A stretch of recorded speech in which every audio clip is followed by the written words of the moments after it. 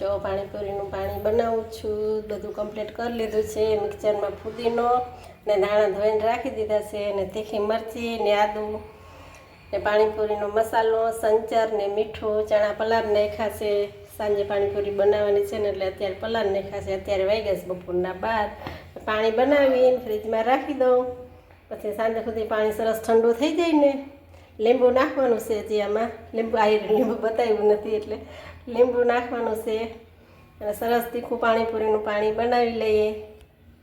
Hello, સાંજે પાણીપુરી ખાવા આવી જાજો। મસ્ત સરસ પાણી બની ગયું છે। જો હવે પાણી છે ને ફ્રીજમાં રાખી દઉં, સરસ ઠંડુ થઈ જાય સાંજ લગી। તીખું ને ખાટું ટેસ્ટ કરી લીધું છે।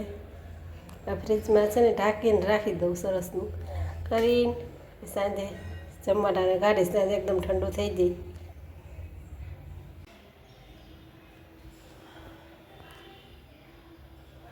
જય માતાજી, જય શ્રી કૃષ્ણ। કેમ છો? મજામાં ને? બધા મજામાં આવીશું। ત્યારે જો દીવાબત્તી કરી લીધા છે, દીવાબત્તી કરી લીધા, હવે રસોઈ બનાવીશ।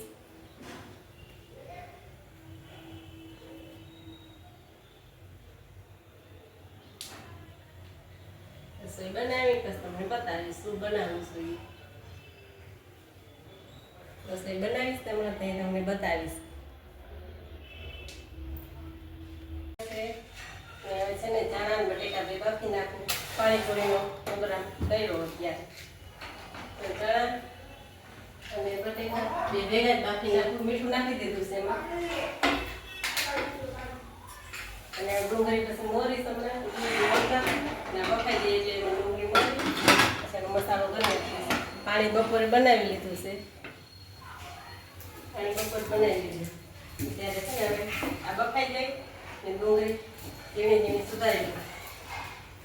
પાણીપુરી બનાવવાની સાંજ પાણી બપોરે બનાવી લીધું, તીખું મીઠું પાણી નથી બનાવ્યું। હવે ડુંગળી મોરી લો,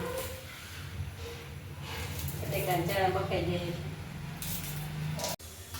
હવે દોસ્તો જો પાણીપુરી તૈયાર થઈ ગઈ છે।